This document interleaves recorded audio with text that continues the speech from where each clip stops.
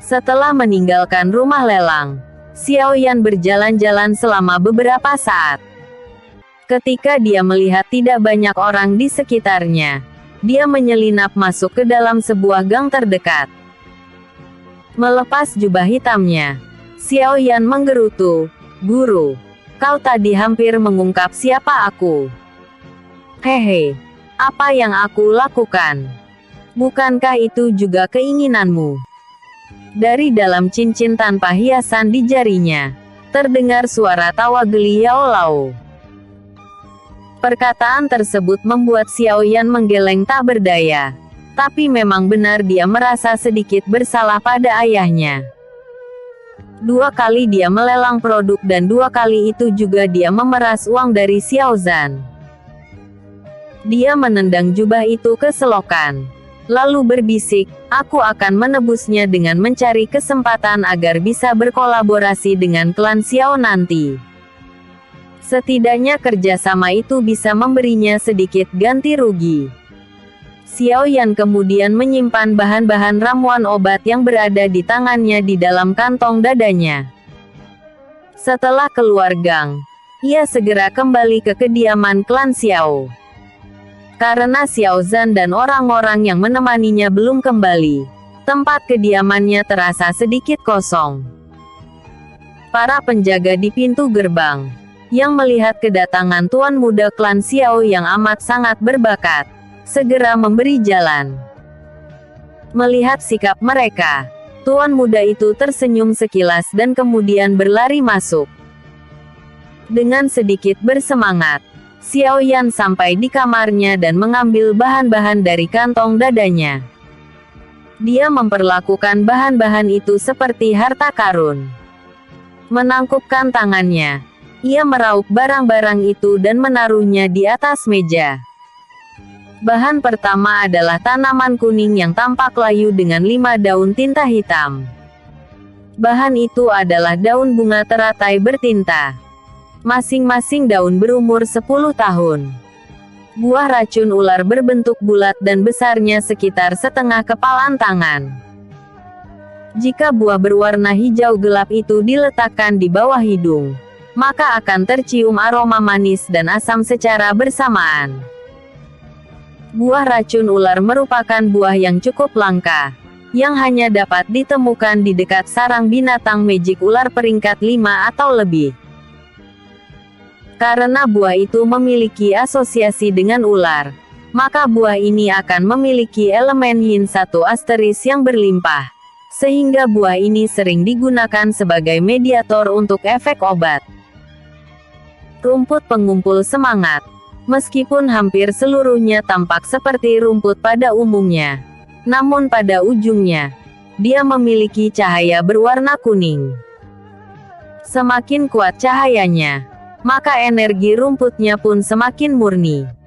Sari Magic Monster atribut air peringkat 2 berwarna biru langit. Ketika diletakkan di atas meja, bahan itu tidak hanya melembabkan udara di sekitarnya tetapi juga membuat meja basah kuyup.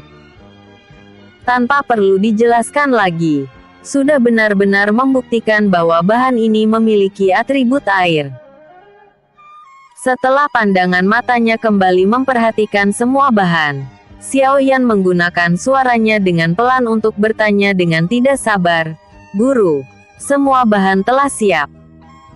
Bisakah kita mulai membuatnya? Kenapa kau begitu tidak sabar? Bahan-bahan itu tidak akan kabur. Saat meramu obat, tidak boleh ada yang mengganggu ketenangan kita. Sekarang hari masih cukup terang. Bagaimana jika secara tiba-tiba ada seseorang yang datang dan mengganggu kita? Orang itu akan menyadari keberadaanku dan barang-barang ini akan jadi sia-sia." Dari dalam cincin, suara Yao Lao terdengar, "Lebih baik kita membuatnya pada saat malam hari." Mendengar ucapan Yao Lao, Xiaoyan menggeleng sedih dan mendesah. Apalagi yang bisa dia lakukan selain menyembunyikan bahan-bahan itu dalam lemari, lalu berbaring di tempat tidurnya dan menunggu malam tiba. Setelah berbaring selama sekitar setengah jam, Pintunya tiba-tiba ditendang dan terbuka dengan suara bang. Sepasang kaki yang tampak ramping dan seksi melangkah masuk.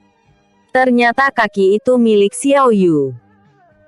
Dia masuk ke dalam kamar Xiao Yan lalu mengamati ruangan tersebut dan melihat Xiao Yan sedang tidur.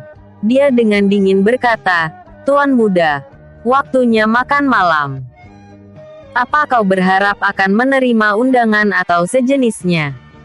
Xiao Yan seketika bangkit dari posisi tidurnya menjadi posisi siaga. Sambil duduk tegak di atas tempat tidur, dia menatap bingung pada Xiao Yu dan setelah beberapa saat, ia pun berkeringat dingin. Sial. Sial. Untung guru tidak memulai proses meramu obat beberapa saat yang lalu. Gadis ini benar-benar memikirkan situasi yang tidak diharapkan tersebut. Membuat hati Xiao Yan berdebar. Saking gugupnya Xiao Yan, seseorang mungkin bisa mendengar suara gul dari tenggorokannya saat menelan ludah gugup. Namun, setelah ia mengalihkan tatapannya pada Xiao Yu, dia mulai merasa amarah mendidih dari dalam hatinya. Dengan sudut bibir yang berkedut, Xiao Yan menarik napas panjang. Kemudian menenangkan diri. Ketakutan yang ia rasakan beberapa saat lalu berubah menjadi amarah. Bodoh. Apa kau tidak tahu sopan santun? Apa kau terlalu bodoh sehingga tidak tahu caranya mengetuk pintu? Di mana kau dibesarkan? Mendengar umpatan Xiao Yan, Xiao Yu terdiam seperti orang bodoh. Ini adalah pertama kalinya dia melihat Xiao Yan marah. Akibatnya, wajahnya yang cantik berubah pucat dan pada saat yang sama dia menggigit gigi peraknya. Kemudian sepasang kaki seksinya bergerak menuju Xiao Yan. "Brengsek, aku menendang pintumu. Lalu kenapa? Mulai sekarang aku akan menendang pintumu setiap hari." Xiao Yan kemudian berubah pucat saat menyadari Xiao Yu menyerangnya dan ingin memberinya pelajaran. Secara spontan, dia mengangkat telapak tangannya dan mengepal telapak tangan penghisap. Sebuah tenaga hisap yang kuat seketika bergegas menuju telapak tangan Xiao Yan, membuat Xiao Yu yang berniat menyerangnya terhenti tepat di depan tempat tidur Xiao Yan. Setelah mencapai Duan Doqi 9, kekuatan hisap telapak tangan penghisap Xiao Yan sedikit meningkat. Jika beberapa hari yang lalu menggunakan kekuatan tersebut untuk memindahkan seseorang adalah hal yang tidak mungkin, maka sekarang sangatlah mungkin. Meskipun Xiao Yan masih merasa sedikit terkejut dengan peningkatan efektivitasnya, namun perasaan terkejut itu tidak berlangsung lama dan segera berubah menjadi kemarahan. Dengan sentuhan dari tubuhnya, Xiao Yan berhasil menundukkan sepasang kaki seksi di depannya dan tak lama kemudian, dia menekan perut rata dan lembut Xiao Yu dengan keras, lalu dengan cepat membungkuk dan menahan kedua tangan Xiao Yu. Mendapati dirinya kembali berada dalam keadaan yang memalukan karena Xiao Yan, membuat Xiao Yu merasa sedikit linglung. Setelah beberapa saat, wajah cantik itu memerah dan perlawanan keras pun terjadi. Xiao Yu sekali lagi menggigit gigi peraknya, mengutuk dalam kemarahan. "Brengsek, minggir kau." Selama berusaha mengunci kedua telapak tangan Xiao Yu di tempat, Xiao Yan juga merasa cukup lelah. Memulai serangannya yang lain, dia tiba-tiba memberi jalan dan menarik telapak tangan Xiao Yu, menyebabkan Xiao Yu terbalik. Setelah terbalik, punggung Xiao Yu melengkung dengan kakinya membentang di atas tempat tidur. Tapi Xiao Yan tidak berminat untuk memeriksanya. Dia menggertakkan gigi kemudian mengangkat tangannya, dan tanpa ragu-ragu, membanting ke bawah. "Pa!" Terdengar suara renyah menggema di dalam ruangan sebelum kemudian menghilang. "Sudah mengerti sekarang. Jangan masuk ke kamarku tanpa mengetuk pintu terlebih dahulu." Bab Beri Tingkat Api Surgawi. Penterjemah, Wave Literatur Editor, Wave Literatur. Saat duduk di meja makan untuk makan malam, Xiaoyan melirik tukang makan rakus yang duduk di depannya. Ketika Xiao Yu makan, gigi peraknya menimbulkan suara berderak. Menekuk bibirnya, Xiaoyan mengingat kembali perasaan aneh namun indah yang dia rasakan tadi, lalu membuatnya membelai telapak tangannya. Duduk di seberangnya, Xiao Yu menatap bengis pada Xiaoyan sepanjang waktu. Lalu ketika melihat gerakan Xiaoyan, wajah Xiao Yu yang menawan kembali memerah. Menatap aneh pada Xiao Yu yang menggertakkan giginya, lalu melihat sikap acuh tak acuh Xiaoyan di dekatnya, Sun Er mengerutkan alisnya dengan curiga. Tak lama setelah itu, ia menggelengkan kepala tak berdaya, dan sedikit demi sedikit menelan makanan di depannya. Xiaoyan mengalihkan tatapan matanya dari Xiao Yu dan tertuju pada tubuh Xiao Ning. Saat ini, wajah Xiao Ning nampak penuh sukacita. Tersenyum dengan sangat lebar. Sambil jarinya menekan ringan tepi meja, Xiaoyan merasa bahagia atas penderitaan orang lain. Berpikir dalam hatinya, orang ini pasti sudah menerima obat dasar. Ya, dia tidak tahu saja, obat mujarab itu tidak memberi banyak pengaruh bagi orang yang telah mencapai Duan Ki-8 atau lebih. Tertawa pelan pada dirinya sendiri. Garis pandang Xiaoyan menyapu sekitarnya dengan sedikit bosan. Melihat ayahnya yang tersenyum, hatinya merasa bingung. Acara makan keluarga, bukankah biasanya hanya diadakan saat ada peringatan tertentu? Apa ada yang perlu dirayakan hari ini? Apa mungkin menghabiskan banyak uang untuk membeli obat dasar adalah hal yang layak untuk dirayakan? Membiarkan dirinya berimajinasi dengan liar, Xiaoyan benar-benar tidak tahu kalau ternyata acara makan malam keluarga kali ini diadakan karena kata-kata yang diucapkan oleh sosok misterius berjubah hitam mengenai keinginannya untuk berkolaborasi dengan klan Xiao jika ada kesempatan.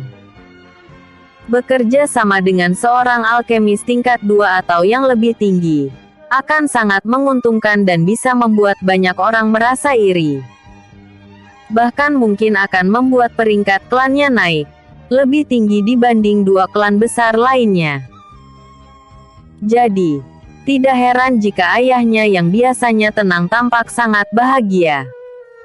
Bahkan para tetua lainnya tersenyum sangat lebar. Melihat mata tua mereka yang setengah tertutup, tampak jelas bahwa keberuntungan kali ini membuat mereka linglung. Suasana meriah pada acara makan bersama itu perlahan mereda dan setelah melihat lambaian perpisahan dari ayahnya, Xiaoyan segera melompat dari kursinya. Dia kemudian bergegas keluar dari aula dan segera pergi ke kamarnya. Tidak lama setelah Xiaoyan pergi, Xiao Yu menggertakkan giginya dan mengejar Xiaoyan. Namun tak berhasil. Dengan tak berdaya, dia menghentakkan kakinya dengan penuh kebencian dan pergi dengan hati yang penuh dengan kemarahan. Setelah kembali ke kamar dan belajar dari pengalaman sebelumnya, Xiaoyan tidak terburu-buru meminta Yao Lao untuk segera membuat ramuan. Setelah menutup pintu dan jendela, ia berguling malas di atas tempat tidur dan merasa campur aduk, kemudian jatuh tertidur. Larut malam. Setelah semua orang tertidur, Xiaoyan yang tengah berbaring di atas tempat tidur, membuka kedua matanya. Dia dengan semangat melompat dari tempat tidur dan mengambil bahan-bahan yang dia sembunyikan dari lemari. Dengan hati-hati menaruh bahan-bahan itu di atas meja, dia menolehkan kepalanya. Sambil menatap ke arah Yao Lao, sosok bayangan yang kakinya melayang di atas tanah, Xiaoyan bertanya dengan lembut, "Guru, kau sudah siap sekarang, kan?" Sambil mengangguk pelan, Nada bicaranya yang datar terdengar sedikit kejam. Akhirnya kau belajar untuk sedikit berhati-hati. Mengembangkan obat membutuhkan lingkungan yang sangat tenang. Jika aku terganggu, akibatnya akan sangat parah. Sekarang, mungkin aku tidak akan merasakan akibat dari kerusakan tersebut. Tapi nanti ketika kau mulai mempelajari alchemy, jika kau tetap ceroboh, aku khawatir kau akan kehilangan hidupmu sedikit lebih cepat dari seharusnya. Yao Lao berjalan ke salah satu sisi meja dan menyentuh masing-masing bahan tersebut dengan telapak tangannya. Menundukkan kepalanya karena malu, Xiao Yan menggaruk kepalanya sambil mendengarkan perkataan gurunya. Baru setelah melihat Xiao Yan yang tampak patuh, Yao Lao menarik napas lega. Dia merentangkan telapak tangannya dan api putih seketika menyala keluar. Dengan persepsi jiwanya yang terus mengendalikan suhu api, Yao Lao memanfaatkan waktu luangnya dan melemparkan tatapan pada Xiao Yan yang menatap penuh rasa ingin tahu pada api di telapak tangan Yao Lao. Sedikit ragu, Yao Lao berbisik pelan. Ranking dari sebagian besar alkemis dapat dibedakan dari warna api mereka. Alkemis biasa memiliki api berwarna kuning pucat. Dengan meningkatnya ranking mereka, warna apinya menjadi lebih gelap dan kekuatan api menjadi lebih kuat. Setelah mendengar apa yang dikatakan Yao Lao, Xiao Yan berkedip, menunjuk api di tangan Yao Lao dan bertanya, "Lalu guru, kenapa milikmu putih?" Haha, apa yang aku katakan sebelumnya adalah api alkemis kebanyakan. Namun dalam lingkaran alkemis, selain mengandalkan doki sebagai bahan untuk menciptakan api, juga ada metode lain. Yao Lao tersenyum dengan sedikit sombong.